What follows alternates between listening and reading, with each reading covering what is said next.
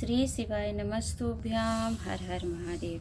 आज हम सभी श्रवण करेंगे और जानेंगे कि शंखोद्वार स्कंद पुराण में वर्णित गीता प्रेस गोरखपुर में जो हमारे सामने पुराण है उसमें वर्णन किया गया है शंखोद्वार की महिमा, अर्थात तीर्थ है शंखोद्वार। तो उस तीर्थ की क्या महिमा है उसके बारे में हम सभी श्रवण करेंगे। तो आप सब पहले है ना स्कंद पुराण का दर्शन करते हुए सभी लोग श्री स्कंद देव का कमेंट बॉक्स में प्रणाम करके स्कंदेश्वर महादेव को टाइप करेंगे। और यहाँ पर आप देख सकते हैं कि पेज नंबर 1357 में अर्थात 1357 आप बोलेंगे। तो शंखोद्वार तीर्थ की यहाँ पर महिमा बताई गई है। किसके अंतर्गत? श्री स्कंद पुराण में द्वारका का महत्तम बताया गया प्रवास खंड। तो हम सभी उसी को श्रवण करेंगे। तो ये आ चुके हैं हम 1357 नंबर के पेज नंबर पर।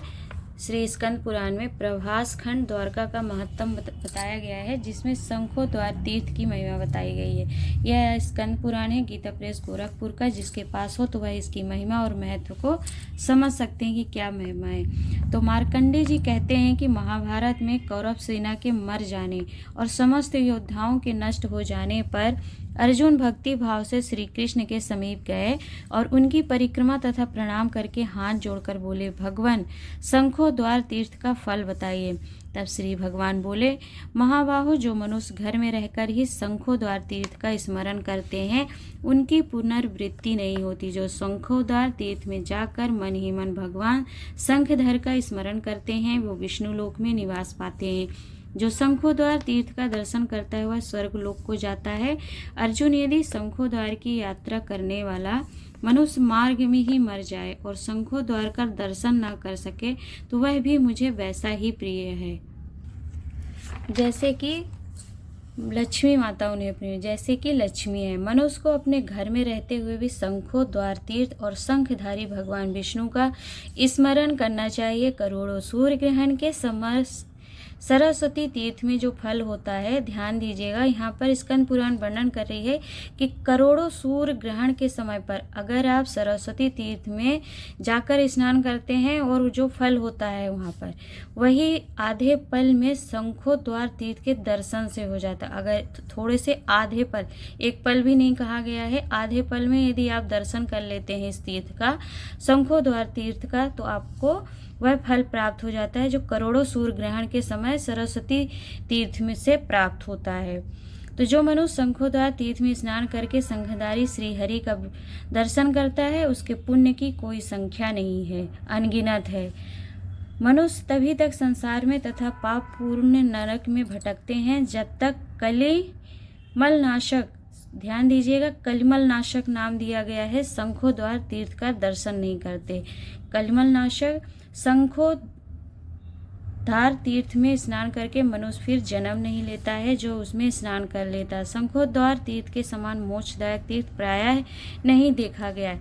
3.5 करोड़ तीर्थ कहे गए हैं। ध्यान दीजिएगा, सभी जो हमारे पृथ्वी पर तीर्थ हैं 3.5 करोड़ तीर्थ कहे गए हैं और शंखोद्वार में उन सभी तीर्थों का फल प्राप्त होता है।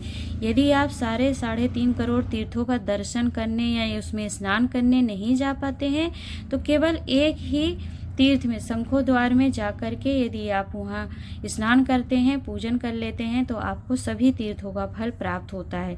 जिसका मन श्री कृष्ण में नहीं लगता और जो शंखोद्वार तीर्थ का दर्शन नहीं करता उसके स्वर्गवासी पितर भी उसे भयंकर श्राप देते हैं। जो शंखोद्वार तीर्थ में रहकर अन्नदान करता है उसे रुक्मणी पति की प्रसन्नता से स्वयं ही मुक्ति प्राप्त कर ली। अन्नदान के समान दूसरा कोई दान ना हुआ है ना होगा, इसलिए प्रयत्न पूर्वक अन्नदान करना चाहिए।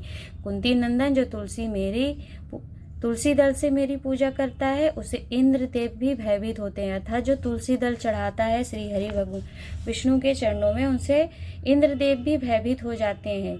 जो किसी श्री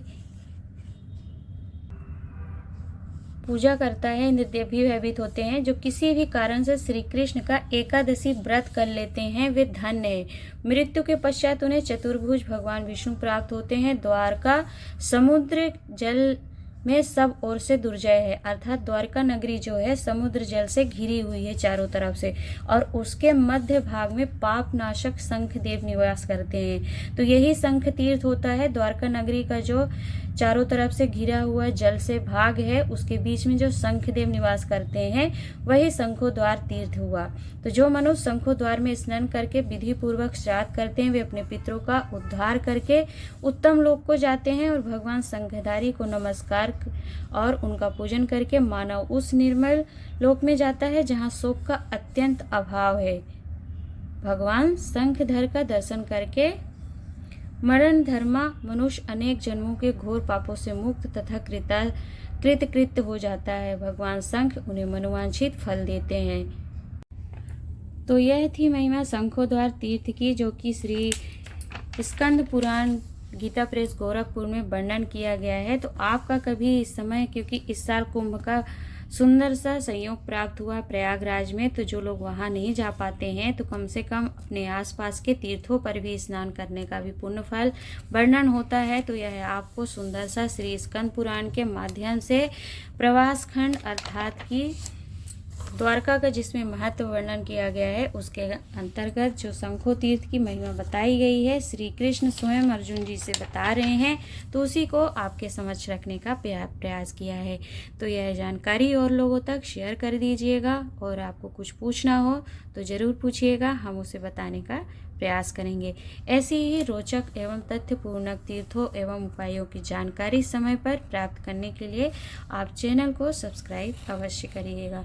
हर हर महादेव, नमः शिवाय ओम।